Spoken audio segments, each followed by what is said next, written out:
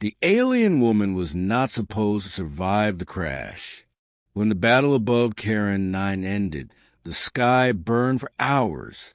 Human defense fleets had clashed with the Valari Dominion, an ancient interstellar empire rumored to erase entire civilizations for defiance. Wreckage rained down like metal snow, lighting the desert in fire. Lieutenant Elias Carter found her at dawn. He had been part of a ground recovery team, tasked with salvaging technology and confirming casualties. The scanners flagged a faint energy signature beneath a half-buried escape pod. Protocol demanded destruction. Valari officers were considered too dangerous to capture. But when Elias pried open the pod, he hesitated. Inside lay a woman, tall, slender, skin faintly luminescent, eyes like fractured stars. Her armor was cracked, her breathing shallow. A thin line of dark silver blood traced her temple.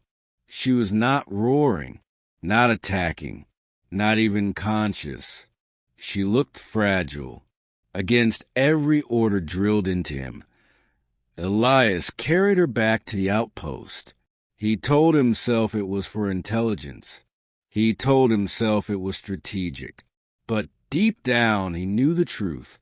He couldn't let her die. 2. The enemy with a name. She awoke restrained, surrounded by humming energy fields and cold white lights. Her eyes snapped open instantly, pupils narrowing as she assessed the room with terrifying speed. Elias stood behind a barrier. "My name is Elias Carter," he said carefully. "You're safe, as safe as you can be."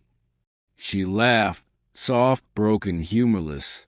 "Safe," she repeated in accented galactic standard. "Among those who call my people monsters. You attacked our colonies," Elias replied. "We defended ourselves." Her gaze hardened. "You existed in territory the Dominion claimed long before your species learned to walk upright." That was when he learned her name. Sarah Vathal, not just an officer, but a voice of accord, one of the Valari's highest diplomatic and military authorities. The kind of figure humans only knew from propaganda nightmares. And she was his prisoner. Command ordered immediate transfer for interrogation. But the transfer never came. Solar storms severed communications. Supply routes collapsed. The outpost was suddenly alone, with a human soldier. And the alien woman meant to conquer his species. 3 days of silence. Time passed strangely. Sarah's refused food at first. Human rations were foreign, chemically wrong for her physiology. Elias adjusted, studying Valari biology manuals, synthesizing nutrient gels, risking reprimand he might never receive. She watched him constantly. "You tend an enemy," she said one night, voice low. "Is this how humans wage war?" Elias shrugged. "We try not to become what we're fighting." She studied him like a puzzle. Valari doctrine taught that humans were chaotic, emotionally unstable, driven by fear and dominance. Yet here he was, patient, quiet, repairing a cracked life support panel instead of boasting over a defeated foe. "You are inconsistent," Sarah finally said. "So are you," Elias replied. "You don't look like someone who enjoys burning worlds." For the first time, she did not answer. 4. The weight she carried. On the 12th day, Sarah's collapsed. Her body began emitting unstable energy pulses, bioluminescent patterns flickering wildly across her skin. Valari physiology depended on harmonic resonance with their ships, their cities, even their people.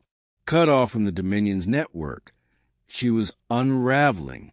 Elias worked through the night to stabilize her.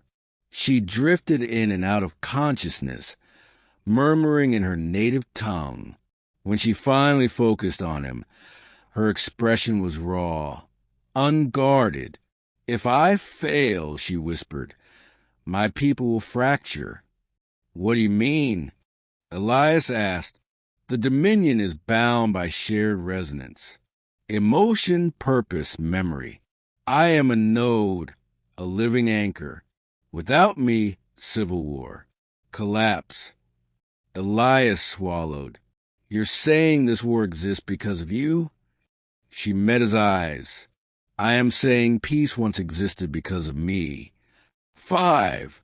A human gesture. The next morning, Elias left the outpost briefly. When he returned, he carried something small in his palm. It was crude, hand-carved from scrap alloy and polymer wiring. A simple shape, 2 interlocking circles. "What is that?" Saris asked cautiously. "A promise ring," Elias said. "Humans give them to show connection, commitment, trust." He held it out, unsure why his hand was shaking. "It's not a weapon, not a tracker, just a symbol." Sarah stared at it. Then she began to tremble. The light along her skin surged violently, then softened into a steady glow.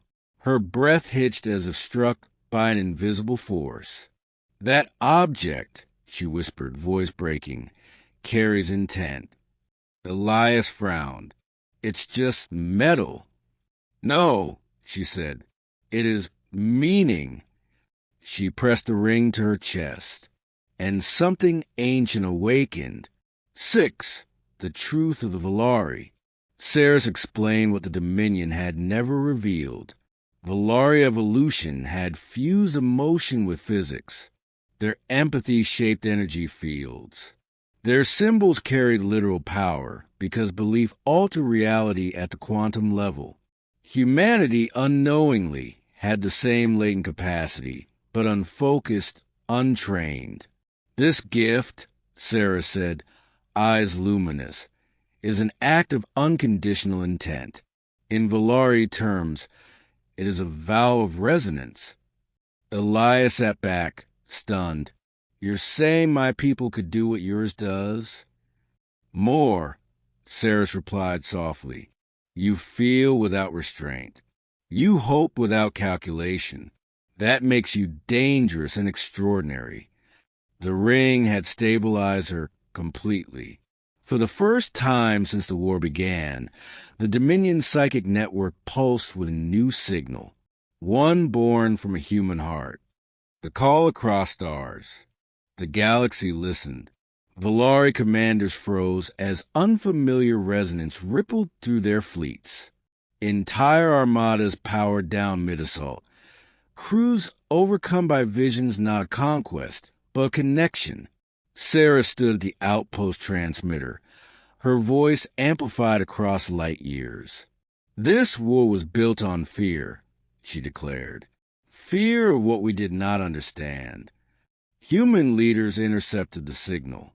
So did neutral worlds. So did species long hiding from both empires."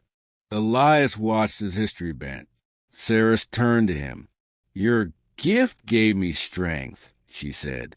"But more than that, it showed me what we forgot." "And what's that?"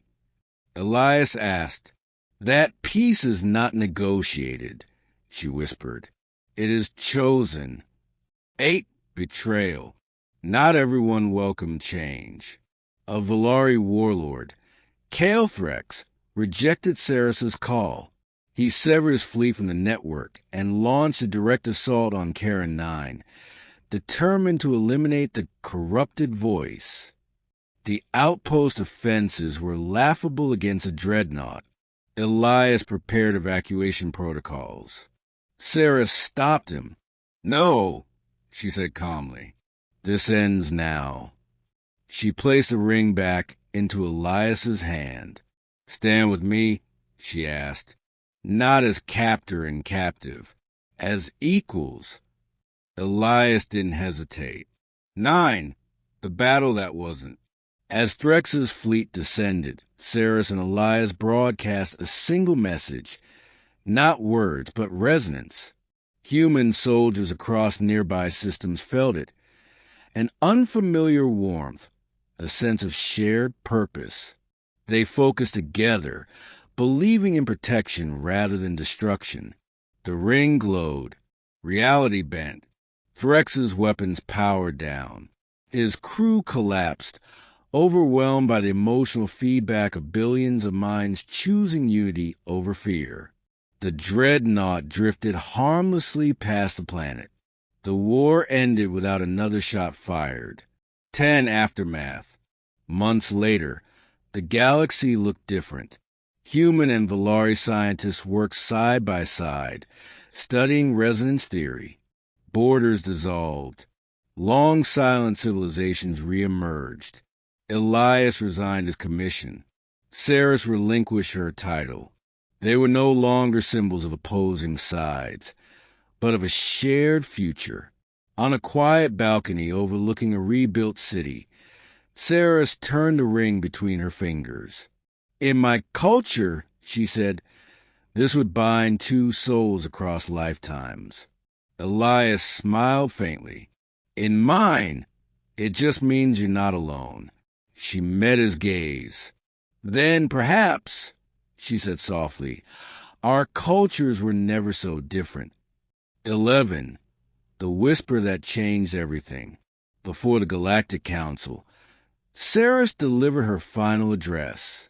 The greatest force in the universe is not energy or time, she said. It is intention. She looked at Elias.